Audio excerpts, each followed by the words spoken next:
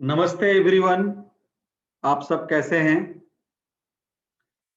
आज मैं काफी इंपॉर्टेंट रेशियो की बात करूंगा जो कि कॉर्पोरेट फाइनेंस में यूज किया जाता है डिफरेंट डिफरेंट फाइनेंशियल एनालिस्ट के थ्रू।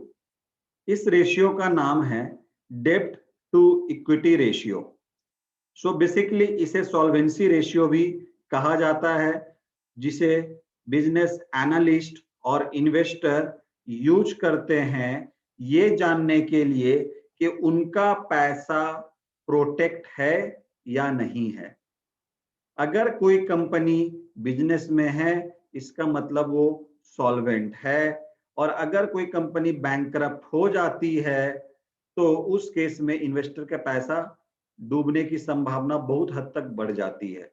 तो इसे ही चेक करने के लिए हम आज चर्चा करेंगे डेब्ट टू इक्विटी रेशियो के बारे में, और ये जानेंगे कि डेब्ट टू इक्विटी रेशियो कैलकुलेट कैसे किया जाता है, और फर्दर जो है इसके क्या क्या इम्पैक्ट होते हैं, क्या इसके आइडियल रेशियो है, उसके बारे में हम जो है चर्चा करेंगे।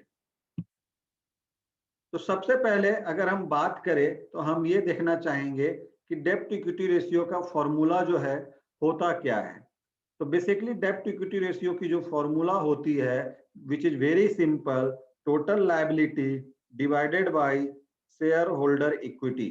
यहाँ पे जो टोटल लायबिलिटी की बात की जा रही है इसमें जो इंक्लूड किया जाता है short term liability plus long term liability to calculate the total liability of the firm. अब ये जो नंबर है आपको टोटल लायबिलिटी कहाँ से मिलेगा, तो इसके लिए आपको जाना पड़ेगा बैलेंस शीट में, जहां से आपको मिल सकता है टोटल लायबिलिटी। राइट। अब यहाँ पे दो सिनेरियो दिए गए हैं। कंपनी वन, जहां पे जो है आपकी total liability which include your short term and long term वो है $1,00,000। और सेकंड जो है अगर आप देखोगे शेयर होल्डर इक्विटी जो है विच इज 20,000, और जब इसका डेब्ट इक्विटी रेशियो निकाला गया तो ये आता है 5। और डेब्ट इक्विटी रेशियो कभी भी अगर 1 से ज्यादा है, ये कंपनी टू कंपनी डिपेंड करता है, बट साधारणतः अगर किसी भी कंपनी का डेब्ट टू इक्विटी रेशियो 1 से ज्यादा है तो उसे रिस्की माना जाता है।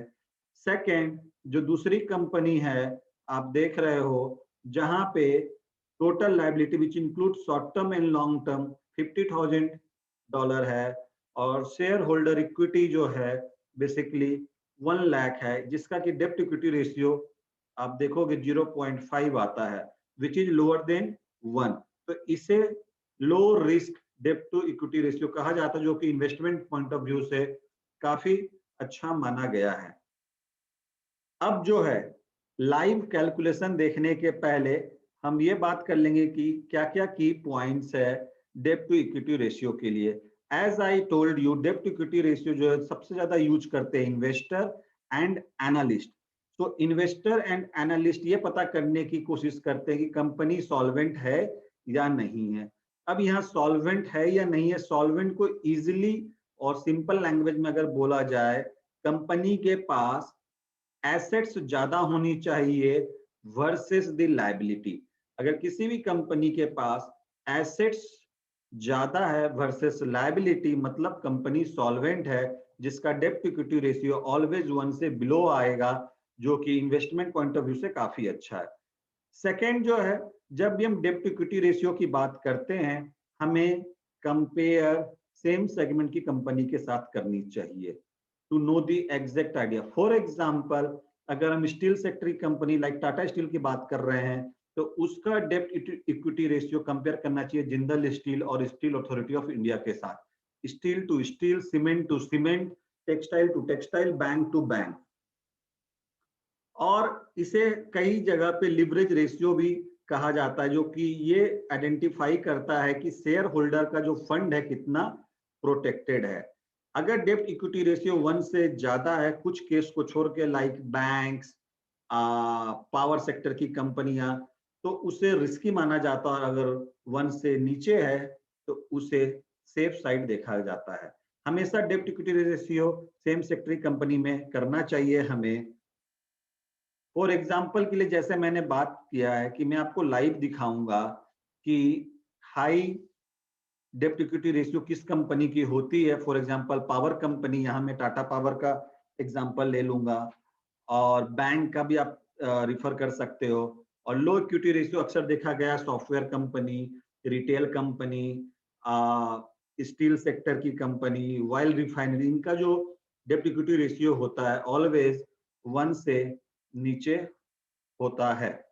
तो अगर हम बात करें लाइव एग्जाम्पल की, तो इसके लिए हम चलते हैं, फाइनेंशियल देख लेते हैं। सबसे पहले टाटा स्टील का आप किसी भी वेबसाइट को रिफर कर सकते हैं। यहाँ मैं वेबसाइट रिफर किया हूँ जिसका नाम है moneycontrol.com, राइट। तो सबसे पहले जब आप नीचे जाओगे फाइनेंशियल स्टेटमेंट में, मैंने कहा था डेप्ट इक्विटी रेशियो का जो फॉर्मूला होता है, total liability which is short term plus long term divided by share holder fund total equity.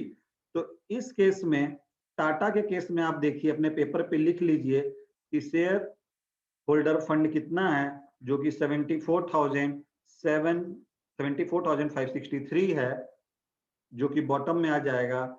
और टोटल लायबिलिटी निकालने के लिए लॉन्ग टर्म लायबिलिटी 31,381, इसे हम कंसीडर करेंगे, प्लस हम कंसीडर करेंगे 7,857 जो कि है short term liability. Total liability 7,857 plus 31,381 divided by equity, तो आपके पास है 74,563।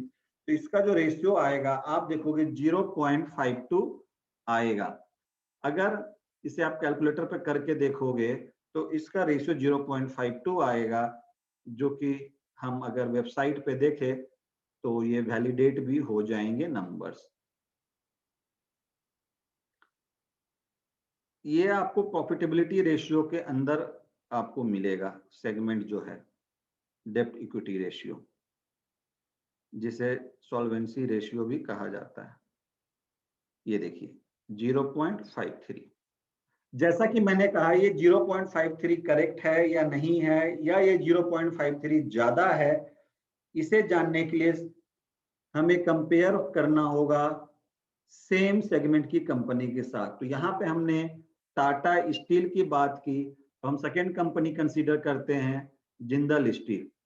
तो जब हम बात जिंदल स्टील की करते हैं तो जिंदल स्टील की फाइनेंशियल हम ओपन कर लेते हैं। अगेन डेप्ट इक्विटी रेशियो निकालने के लिए सबसे पहले आपको जानना है क्या, टोटल लायबिलिटी, जिसमें होगा लॉन्ग टर्म। यहाँ पे देखिए लॉन्ग टर्म है 12029.62, पेपर पे आप लिखिए 12029.62 plus short term liability 3175.47, paper पे लिखिए, दोनों को ऐड कीजिए एंड उसे डिवाइड कीजिए इक्विटी से, जो कि है 23709.07। आप जैसे ही डिवाइड करोगे आपके पास जो जिंदल स्टील की इक्विटी रेशियो आएगी वो आएगी 0.64। आप करके देख लो, इसे आप इंटरनेट पे वैलिडेट कर सकते हो। हम नीचे चले जाते हैं वैलिडेट करने के लिए। सॉल्वेंसी रेशियो प्रॉफिटेबिलिटी रेशियो का पार्ट होता है, राइट। ये देखिए डेब्ट टू इक्विटी रेशियो 0.64। उसके बाद मैंने एक चीज ये बताया था कि अगर रेशियो 1 के नीचे है which is better to invest, यानी आपका कैपिटल प्रोटेक्ट है, बट कुछ एक्सेप्शन है लाइक बैंक या पावर सेक्टर की कंपनी जहां पे हेवी इन्वेस्टमेंट की जरूरत पड़ती है, जिसका डेब्ट टू इक्विटी रेशियो ऑलवेज 1 से ज्यादा होगा। तो उसे देखने के लिए भी हम लाइव एग्जांपल देख लेते हैं। Let's consider Tata power. तो टाटा पावर की जब आप फाइनेंशियल रिपोर्ट ओपन करोगे तो अगेन टोटल लायबिलिटी के लिए आपको कंसीडर करना है long term liability which is 9825.33, paper पे नोट डाउन कीजिए, plus short term liability 6212.31, paper पे लिखिए, दोनों को ऐड कीजिए। ऐड करने के बाद जो आपके नंबर आ जाएंगे दैट इज 16037.64।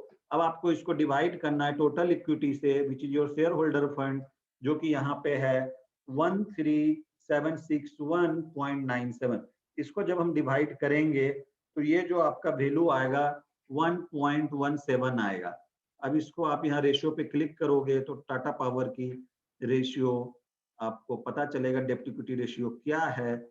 विच इज, यहाँ पे आप देख लीजिए टोटल डेप्ट इक्विटी रेशियो 1.17, जो कि एक से ज्यादा है बिकॉज ये हेवी इन्वेस्टमेंट वाली कंपनी, यहाँ एसेट्स में काफी पैसा लगाया जाता है।